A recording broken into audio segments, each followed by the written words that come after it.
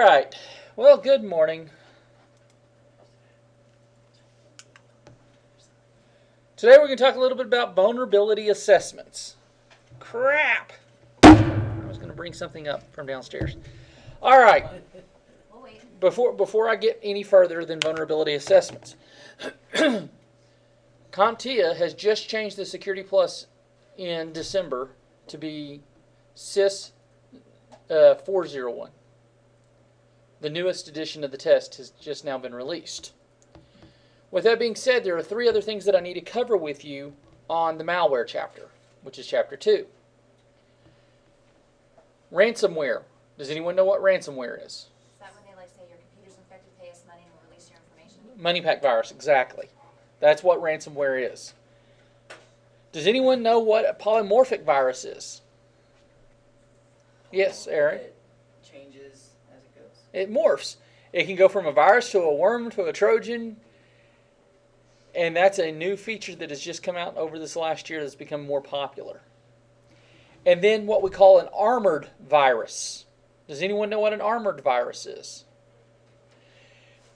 When you're looking through as a security analyst and you're looking through for that virus and you say, oh, well, this code is a segment that leads me to believe that this is this type of virus.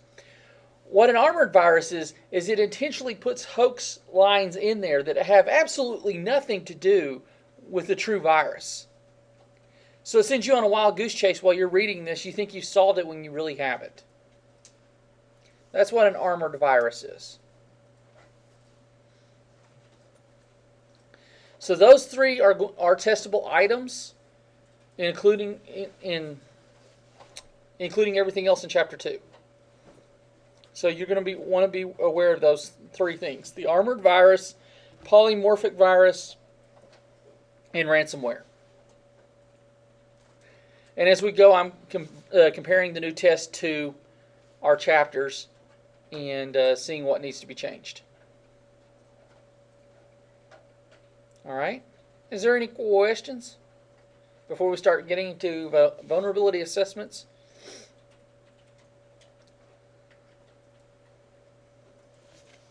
No questions? All right. What is a vulnerability assessment? Tracy, in your own words. Don't read the PowerPoints. What would you think a vulnerability assessment is? It's so self-explanatory. I mean, it tests where your weaknesses are. Yeah, exactly. It's basically kind of like a penetration test where you find out, hey, this is where I can be exploited. That's all you're really looking for. You're looking for assets that can be exploited. You're looking for a threat. You're see how much risk this company or person is willing to take, and how much they're willing to mitigate. Okay. Asset identification. What is an asset? You remember from chapter 1, asset has something to do with monetary value, or maybe not necessarily monetary value, but it has a level of importance to you, right? Such as data. Sometimes you can't classify data into having a ton of monetary value, right? You know, your child's birthday. Well, that may be important to you. That's not going to carry any monetary value with anyone else, unless they've abducted your child. Common assets are going to be people, physical assets, data, things of that nature, hardware, software. We need to look and see, when we're doing our vulnerability assessment, what the value of each item is. How much will we have to have in back stock? How much is it going to cost to replace?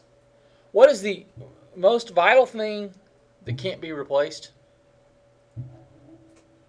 Come on. Reputation? Huh? Reputation? No, that can be replaced over time. Loss of life. Once that person's gone, they're gone. So you want to rank personnel. That's the first thing you want to check in any type of an attack. Are all my personnel okay?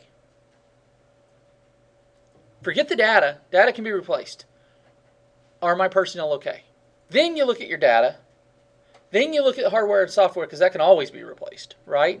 So basically in a risk assessment, what you're doing, a vulnerability assessment, is you're saying, here's what my highest priority is, and here how much it can cost me.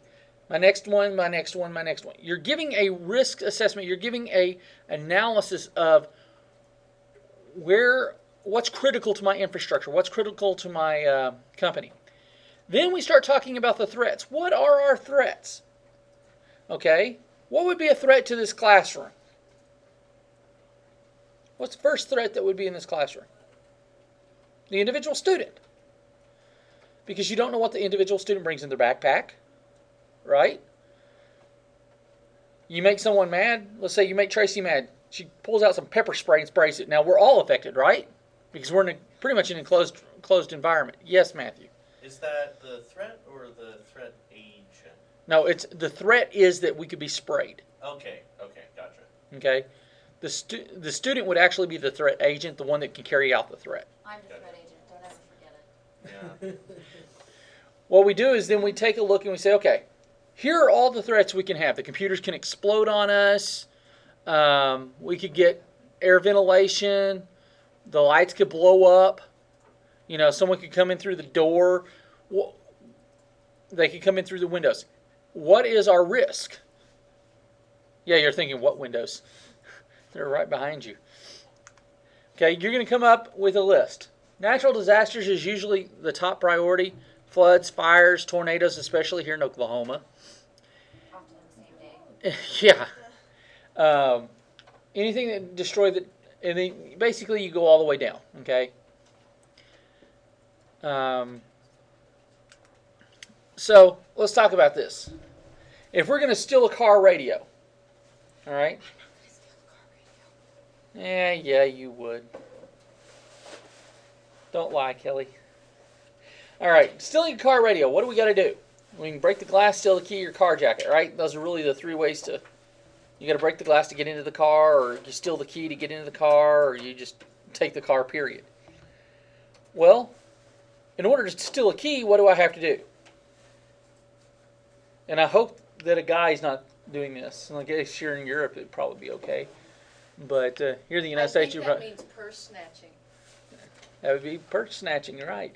But where are the guys' keys going to be? Usually in their pockets, right? That's pickpocket. And then you make a copy. Okay?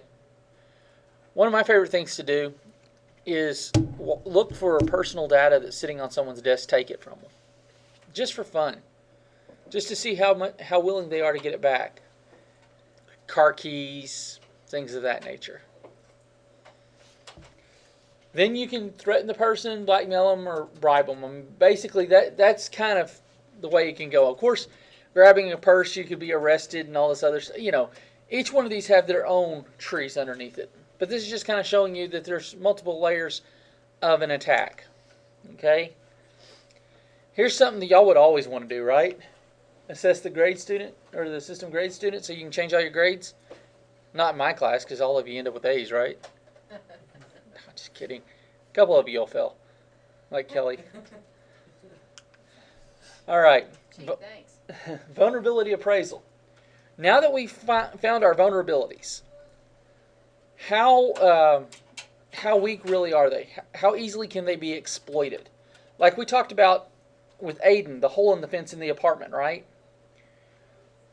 That was an exploit, or a vulnerability that could be exploited. Well, how much of a risk or how weak is that fence then? If there's a hole in it, obviously it's pretty weak. All right? So you want to weight all these, after you've weighted the different types of vulnerabilities that can happen, now you're weighting how likely is that exploit to occur. Does that make sense? So if I'm in a corporate environment, am I going to have more of an insider threat, or am I going to have more of an outsider threat? Insider. Because I have people that have the system, know the knowledge, or have knowledge and know the system, right? And you're going to rate it as from no impact to catastrophic. If someone pulls an Edward Snowden and gives out compartmented information, I'd say that's pretty catastrophic. Especially when you're giving out the names of the spies for the United States worldwide. You know, that's never a good thing. All right? Now we come into what we call a single loss expectancy, or SLE. What does that really mean? In the event of a tornado, here's our expected losses. That's all it means. In a single event occurs, what will we lose? So Sean's the CEO of a company. Have you figured that Yay. out at your house? Figured what out? Single loss expectancy. There's nothing there that I could really. The only things that I care about in my house are my wife and my son. Everything else can be replaced. I'm not worried about it. Okay. Isn't that what this is? It's Pretty figuring much. out what would need to be replaced. Exactly. To replace it. First and foremost, you want to make sure. You'll know that with a monetary loss, obviously, or you can kind of figure that out. But you really want to look at personnel. You know, when you lose a personnel, let's say you had Sean is the CEO of the company, and Tommy's fiance comes to work for him, and she has 30 years experience in his company. She electrocutes herself while plugging in a server. Likelihood, she didn't realize she was stepping in a puddle of water when she was plugging it in. How easily could that occur? Pretty easy, because there's a lot of humidity in those server rooms. Because you got to keep them cool. All right. I mean, there's not a lot of humidity. Someone could have spilled a pop or something. It's the opposite effect, because to keep systems cool, you got to remove all the air out. Yeah, I had it reversed in my mind. Annualized loss of expectancy. Okay. Now, you take your single loss of expectancy, you multiply it by the number of attacks or number of losses you think you're going to incur over the year. This right here, an ALE, is something that you can see on financial reports for companies. Anticipated loss. Net losses. Well, this is a sub of a net loss. Does that make sense? So how many of y'all have taken an accounting class, right? So when I say that you're pulling out a net loss, or your deductions for the year, you'll have an ALE in there. It may not be called ALE, but it'll be called something similar, like I don't know, Event 1 or whatever your accountant calls it. But basically, they anticipate this figure over the year.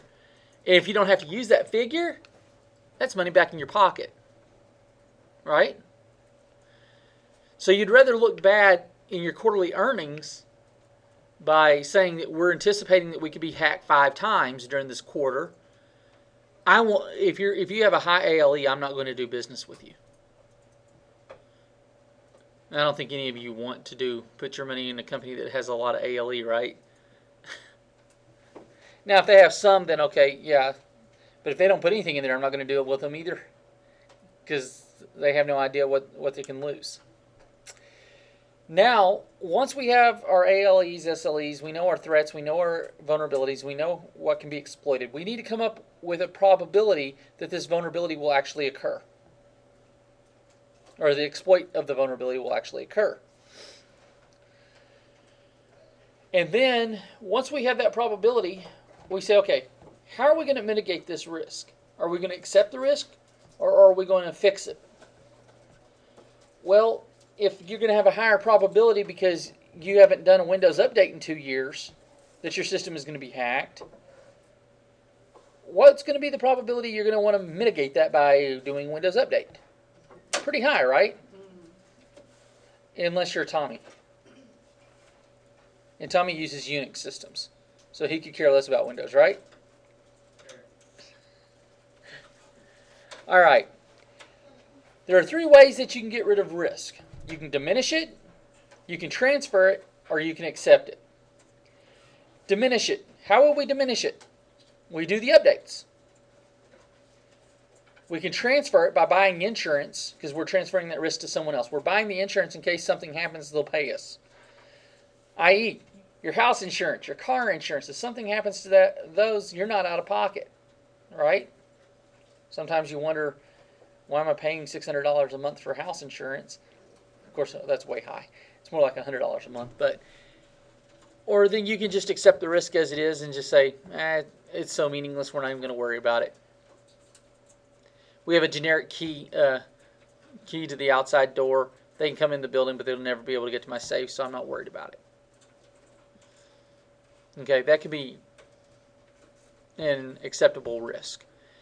Now, a couple of y'all were with me last semester when I did the security audit, and I showed y'all that this company had 107. I tested 107 possible problems. They had 104 failures. And those failures of the security audit came in 3 different classifications. You had a high, medium, and low. High, you're required to fix before I sign off that your system is good. Medium, you're required to fix before I sign off that it's good. Low, I could care less about. What is low? Okay, you have sprinkler heads in your server room. Okay, while they're not Halon, they're actually water, and you're going to spray water in your server room, which is not really a brilliant idea. You have an insurance so that you've transferred that risk to someone else, right? So then you can prove that that's that point. And do you have to worry about it? You can accept that risk as it is because you've transferred the risk to someone else. All right. So here's how we do it. We identified the assets. We identified the threats. You don't have to do a track tree, but vulnerability appraisal, we appraise and see how much it's going to cost in the event that an attack occurs. Then we do our risk assessment by saying, okay, here's what we could sustain in loss, and then finally, do we want to transfer, diminish, or accept that risk? Make sense? Assessment types of techniques. Baselines. How many of you have dealt with the Microsoft Baseline Security Analyzer? MBSA.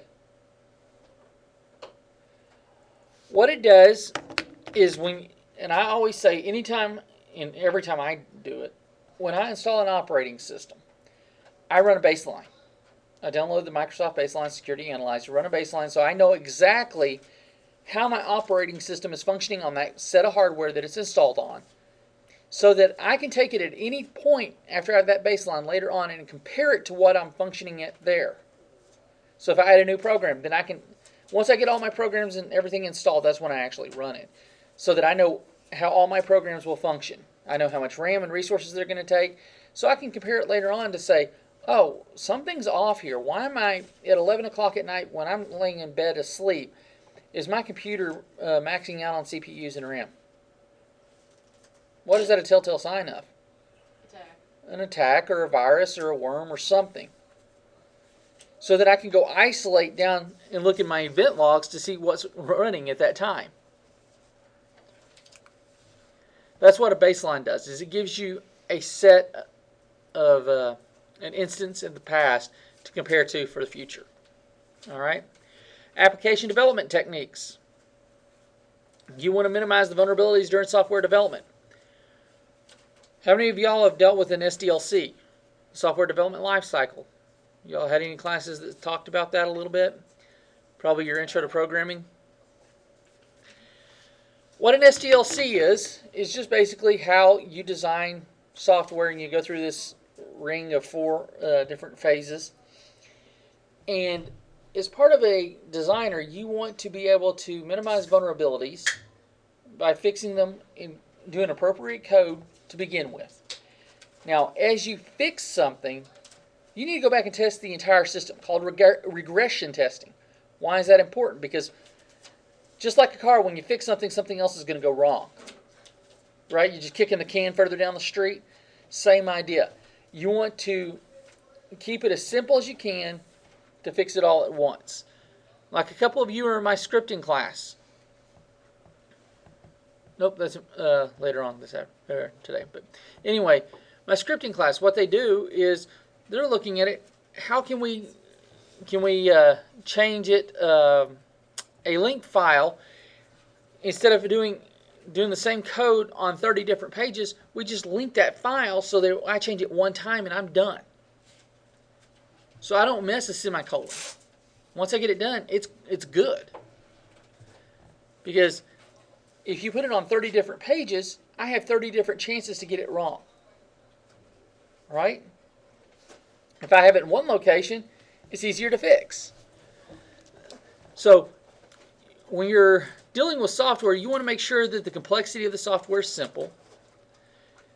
The application size is small, so it's easier to wrap your head around and you can see the whole picture.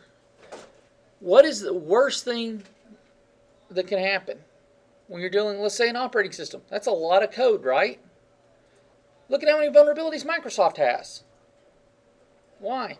Because they didn't keep it simple. Unix has them. Why does Unix have issues? Not as many as Microsoft, because everyone's looking at it all the time because it's open source. Mac is built off of Unix. So Mac is going to be a lot more stable. But their code that lays on top of Unix is just a GUI. So they've really minimized their scope. And that's why everything runs so much smoother. Software development assessment techniques. Again, you want to review all the code, the design. You want to make sure that everything's following the way it should be. And before you put something out there, you want to verify that you've gotten all the bugs out of the system. Like I said, regression testing. All right, here's basically the software development life cycle. You add the features, do all your testing, coding, application, sign off it's good, make sure it messes up the security updates, then push it out to your system. Okay? Why is it important to have a mock testing center that mocks your real life environment? Because you don't want to put it on your actual environment to test it. Exactly. Because sure enough, I'm going to forget something and I'm going to have a vulnerability right off the bat. I'd rather make sure my system is secure and then just copy the code over, rewrite everything, other than the database information, obviously, because that's where all your data is. Assessment tools. Well, basic way to do an assessment is you kind of have to know the IPs of the systems. You got to be able to get into them. You got to know the port numbers that things communicate on, whether it's port 80, 21, 23, 25, 110, whatever it may be. You need to know the difference between well-known port numbers, register port numbers, and private port numbers. Why is that? Why would you want to know those? Hackers do. That's publicly known information. Basically, from 1024 to 16,000 something are registered port numbers. Anything above that is unregistered. Well-known port numbers are those your universal applications, your POPs, your HTTPs, your TCPs, all those type of stuff. TFTPs, secure FTP. Do you need to know that to make your program work the right way? Well, yeah. I mean, for example, if I'm looking at my database in the back end from my web server, I want to have a different port number talking there than I do coming in from port 80 to my web server, right? Well, I don't want. When you Okay. develop the application, do you set those things? You can set them to whatever you want them to be, or usually you can keep them default. But if you keep them default, then guess what? Everyone now knows what. That's the first thing a hacker's going to check is that default. So what I like to do is I usually like to throw, other than well-known port numbers, I take all those and I'll add like 16,000 in front of it. Or 18,000. Put like 18,021. So I still have my port number on the end of it. I know what that port number is, but I just know the 18,000 is really just a gimmick. Easy way to do it.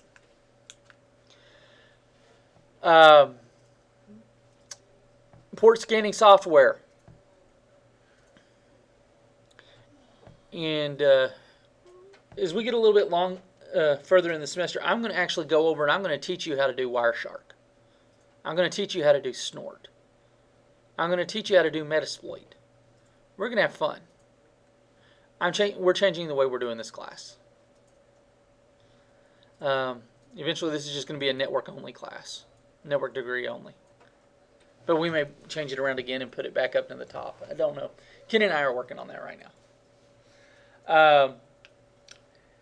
Using determine to port state, are we going to open it, are we going to close it, or are we going to block the port? What's the difference between closed and blocked? Block means it's open, but you can't get to it. Closed means it's just turned off. So what's the point of it being open if you can't get to it? Well, I can block it for any other application besides this specific application that has a specific string. Like a filter. Exactly. Okay. So, as an open port, that would be like I can just talk to here, everyone can hear me, right? A closed port means I'll shut up and no one's talking. A blocked port is I'm on the phone with you, Tracy. No one else can hear our conversation. Except the NSA. Well, yeah. But, I mean, typically that's what it does. It limits who can see it. Advanced port scanner. We will go in and I'll do one of my favorite ones, and we'll show it to you, is LandGuard Network Security Scanner.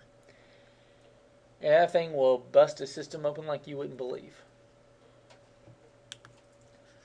We're going to look at TCP packets, the Xmas tree port, and whether it's the finish, the urgent, or the push state. Okay, what does a protocol analyzer do? Or packet sniffer? What is it? What is it to do? All it does is read the packet and store it, right? For you to look at later. Correct? Wireshark, that's all it does. It says, here's what's occurred on my network. And I'm going to show you how to filter it out to where you can find out, oh, these are the different things that are functioning on my network that shouldn't be. All right? And then if you can continue adding to the filter, adding it to, let's say, I task Daphne to, in her section, to work on this particular port and find out why it's open. We already know that it's open, but we can give it to Daphne and her team can go figure it out. Do we really need this port open or not? Does it make sense? Then we can add that into the filter so until we get through every single thing that was in our feed that we saw. I usually run Wireshark for 30 minutes. Let it capture 30 minutes of data. Then I filter out all the excess traffic. I look for traffic such as SNMPs, ICMP traffic. I could really care less, for the most part, about TCP traffic, depending on what it is. There's you don't want SMB traffic running. You don't want ARP traffic running. I mean, they're going to be, but you can also see, your major thing is you want to clear out your switch and your routers that you're not getting traffic from other networks into your network. And if you are, you know something's wrong. There's a port open that needs to be closed. And that helps to distinguish what can be and what can't be.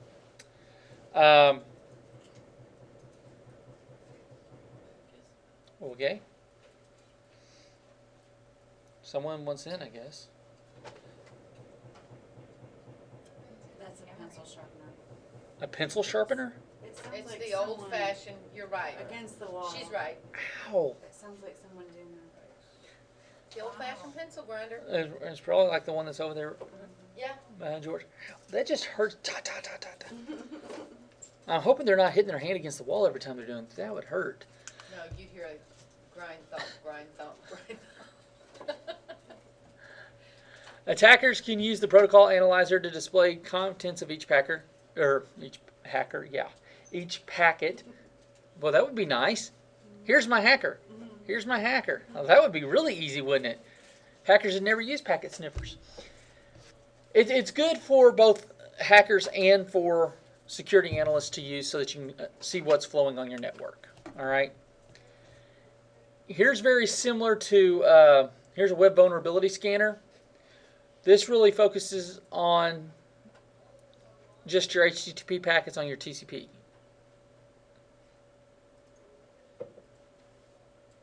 All right. So what's the threat level here? Pretty high. You think I want to put this server out there? Absolutely not. All right. I don't know why, but the videos for your classes screw everything up for me. I never get them opened right. Well, we'll work on it after class and see. So you can show me. All right. Assessment of vulnerability, or assessment tools continued. Vulnerability scanners. What are they really good for? I think we've kind of really talked about this for the last 10 minutes, right? It's good so that you can see the packets that are traversing your network. You maintain a log of all your interactive sessions. You can track specific clients. If you're looking for a specific person, let's say Aaron over here, someone caught him looking at pornography as they were walking by. So they reported to me. I know his IP address because I was smart. I set everything as static in my network. So my last three on my, or the last octet is 125 for his computer. It's also his phone extension and also his office number. Smart thinking, right?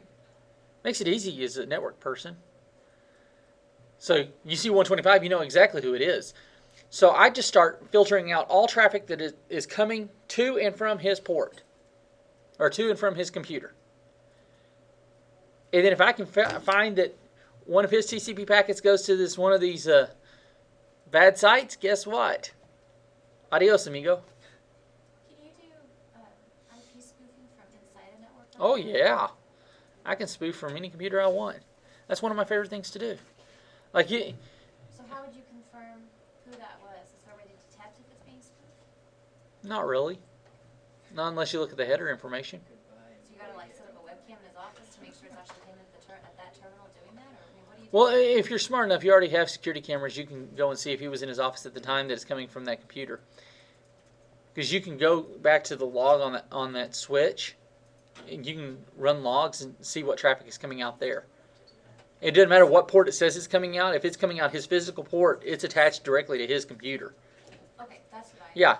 So, I mean, there's a lot of ways you can catch people. They just don't think about it. I can catch you logically. I can catch you physically.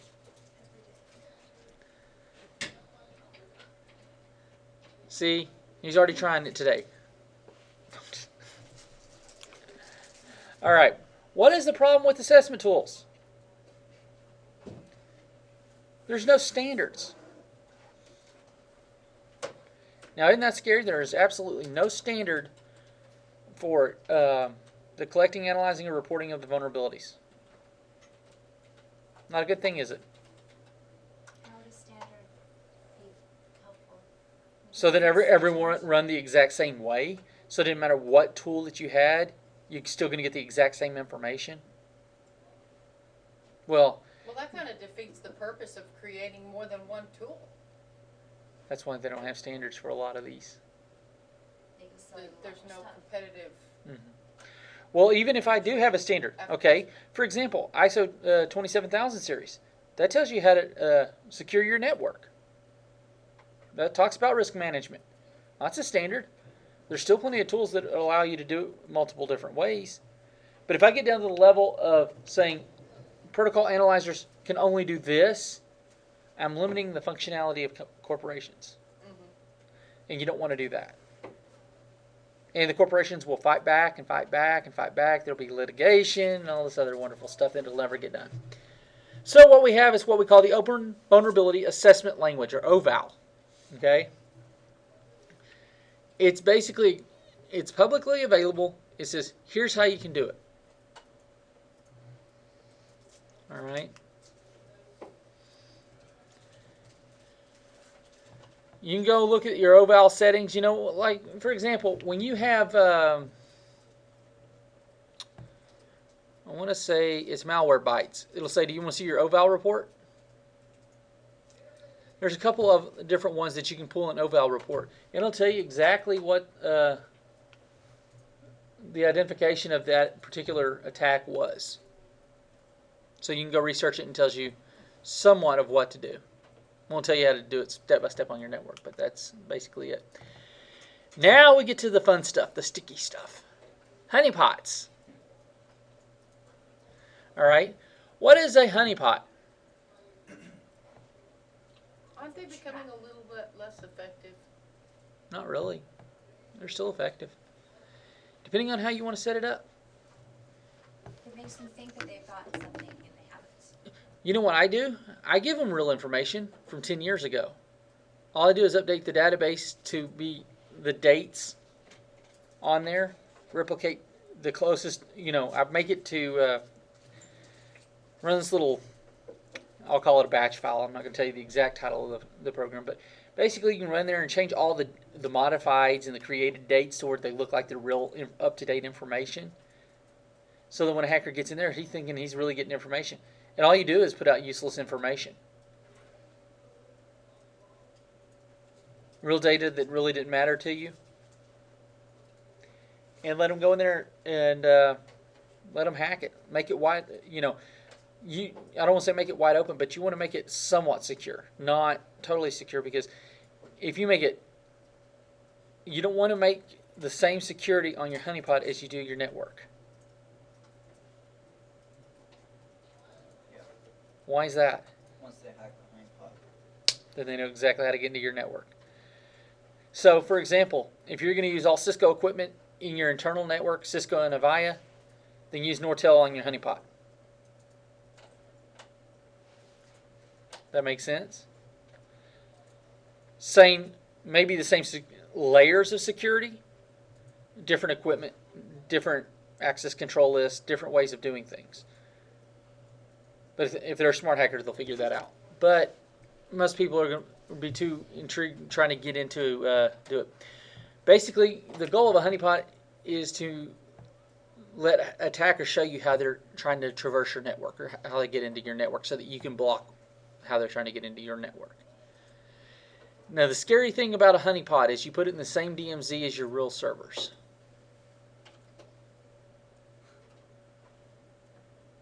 So they're going to breach your external firewall.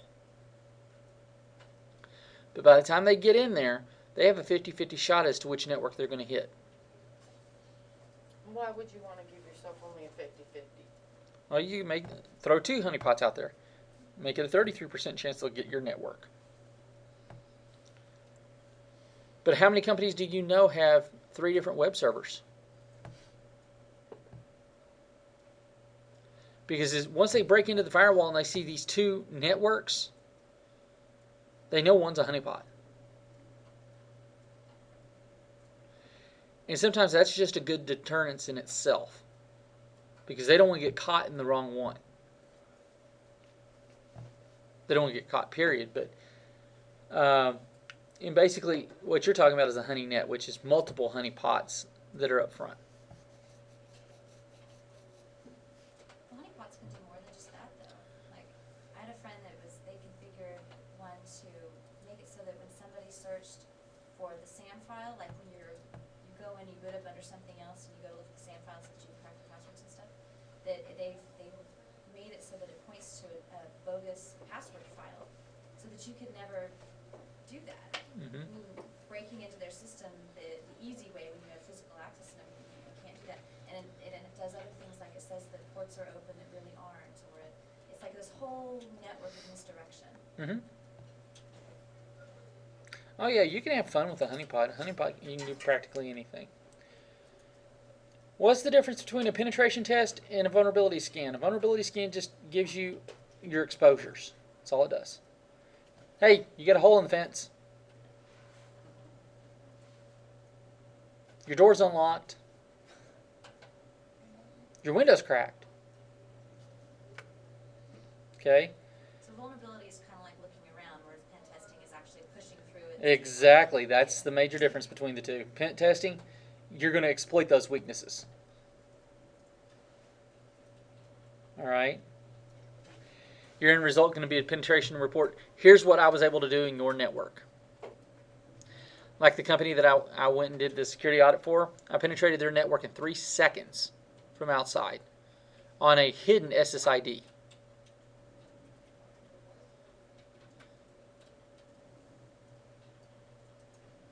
They thought it was secure. The second it came up, I had a little scanner, and all I did was run it to find the Wi-Fi. All it does is come up and says, here's a MAC address, doesn't have an SSID. I could care about SSID because all it does is just say, hey, I'm Scott. You still see me. I'm still here, right, physically? But if I don't tell you my name, does that mean you still can't get information out of me? No. I was able to get right through that network. Sad part about it was I already knew what their wireless unsecured password was, and it was the exact same for their secured password. That was the first one I tried. Got right in. I'm like, you've got to be kidding me. I said, if you can't keep those two things simple, you don't need a wireless in your network at all.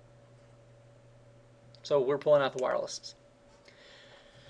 You have 3 different types of penetration testing. You have black box. That means someone that has absolutely no idea about your network whatsoever is going to come and try to do it.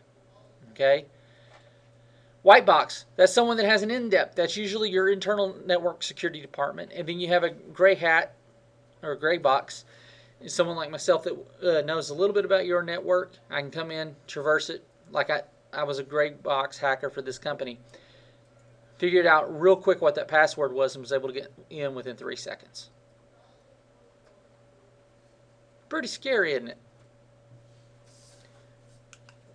All right. Here's the difference. The frequency. Penetration, you want to at least once per year. Vulnerability, anytime you add anything to your network. The goals. You just want to make sure that you know the exploits. Penetration test, you want to be able to exploit it. The tester for vulnerability is usually in-house. Penetration is somewhere outside. Locations are inside and outside. Basically, they're the opposite of each other. Okay? If you notice the difference between a black hat and a white hat, add another 0 to the end of the money.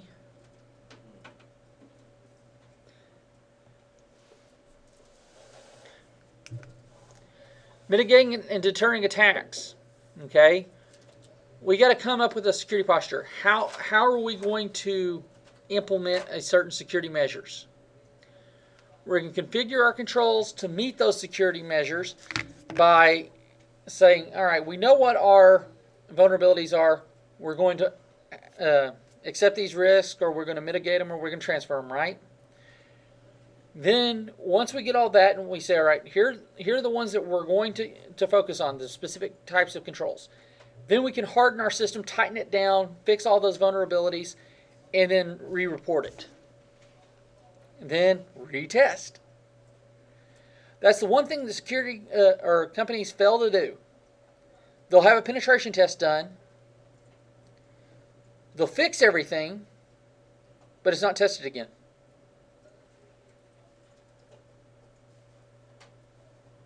Why is that scary? I may have missed something. Or when do what? I think of menu. Yeah, you fix one thing, you open up something. Exactly. You're going to make another exploit or another vulnerability. Creating security posture. What we're going to do? Basically, we're going to create that baseline. Know what we need to do, right? And continually modify it until we get. So as soon as a vulnerability comes to be, we have a plan of action for it. Pretty simple, right? Configuration controls. How are we going to safeguard our network? What are we going to do to prevent things from occurring? All right. We need to consider is how much security are we going to put between our data and the vulnerabilities? In a nutshell. And I'm not talking about peanuts at Texas Roadhouse or Logan's that have the holes in them. You know, I like to use those as analogies because you have a peanut. If it's how easy is it to crack? Easy, right? Even if there is no hole around it, I can still crack it and get into your network. And I can eat those peanuts, right? That's your data. I've got them. How easy is it for me when half your peanut is gone and you have a big hole in the top of it? Just as easy, right? So what's the perfect way of doing it? Hide the peanuts from being seen, right? So long as you have that, that's how you harden it. You add those layers of protection so they can't easily get to that data. All right? The big ones, disabling unnecessary accounts and services. Remember what I told you about when we're hardening a system. If we have a web server, what is the only thing I want on that web server? Either IIS or Apache. I don't want FTP. I don't want any other services running. You should have HTTP and maybe FTP if you're using FTP. And you want the secure sides of those as well. But that's it. I don't want anything else, any other services running on there other than what is needed to run the operating system.